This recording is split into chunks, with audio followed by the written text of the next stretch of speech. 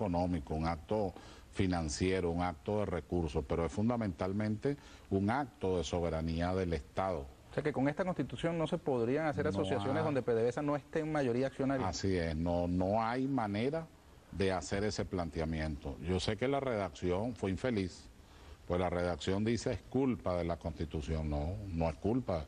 La Constitución establece la norma general. Después de la norma general viene la norma legal y la norma sublegal. Los actos, pero tú no puedes subvertir el orden jerárquico, el orden de legitimidad de las normas. Tú no podrías plantear una ley por encima de la Constitución o un acto administrativo o acto de gobierno por encima de la Constitución.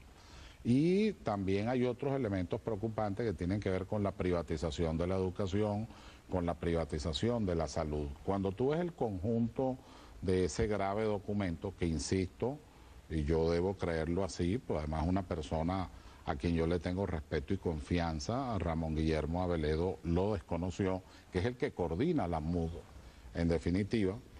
Pero ese documento existe, está allí y nos obligó a muchos de nosotros a leerlo, a evaluarlo y a estudiarlo. Y al final ese es un documento disolvente de la República, es un documento que agrede de manera extremadamente seria a la Constitución y crea una situación en el orden social especialmente delicada. Si alguna responsabilidad tenemos todos, pero en particular el mensaje de todos los candidatos tiene que ser hacia los sectores más delicados, más frágiles en el orden social, hacia lo que llamó, seguramente tu papá lo diría así, y algunos dirigentes sindicales, a lo que se llamó en el derecho social el hiposuficiente jurídico, el débil económico, el débil social, en consecuencia es también el débil jurídico. Se ha hecho un esfuerzo, pero ese esfuerzo tiene que profundizarse al punto que yo creo que en materia social debería declararse una política de Estado, que es distinto a política de gobierno, es decir, de toda la nación, como un deber, está el deber de solidaridad en la Constitución para intentar resolver y finiquitar el grave y delicado problema de pobreza que, a pesar de los esfuerzos que se han hecho, permanece en Venezuela. Ahora, si ya los voceros oficiales lo desmintieron, ¿por qué su preocupación por el documento? Porque, si bien es cierto, está desconocido, reitero, por la voz oficial de la Mesa de la Unidad, que además es una persona de mi aprecio, de mi afecto y de mi respeto, considero que es una persona honorable, que es Ramón Guillermo Aveledo. Si bien eso es cierto, Ernesto, alguien redactó ese documento. Ese documento alguien tuvo que haberlo elaborado.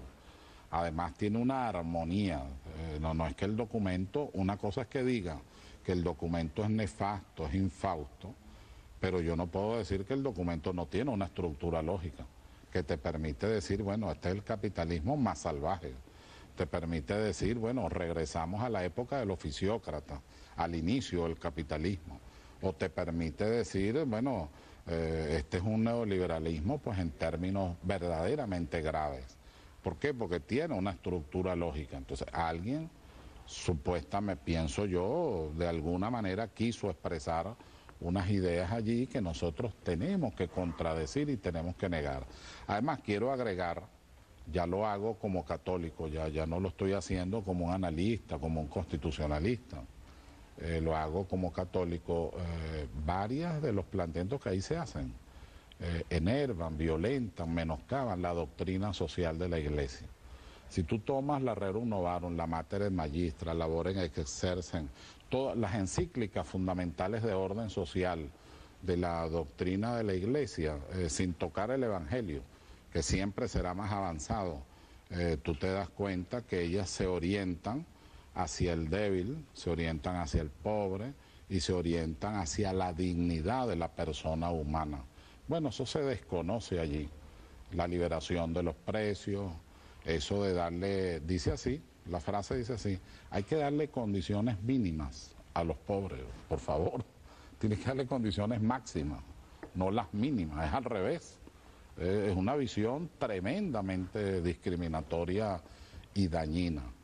Yo espero que eso no ocurra, yo espero que quien haya elaborado eso, sea de donde sea, cualquiera sea su origen, comprenda que eso lo vamos a enfrentar. Si eso llegara a ocurrir, si ese fuera el supuesto, quien está aquí, lo estoy diciendo en tu programa, se tendría que poner un cuchillo en la boca y salir a la calle. Pues no podríamos permitir un retroceso de esa magnitud y que se le aseste un golpe al corazón del orden constitucional, en el entendido de que se trata de una constitución, la única en Venezuela aprobada por la voluntad popular.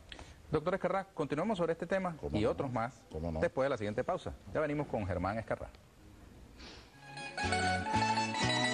Usted sí que es bien bonita, señorita, con su boquita de calla dulce.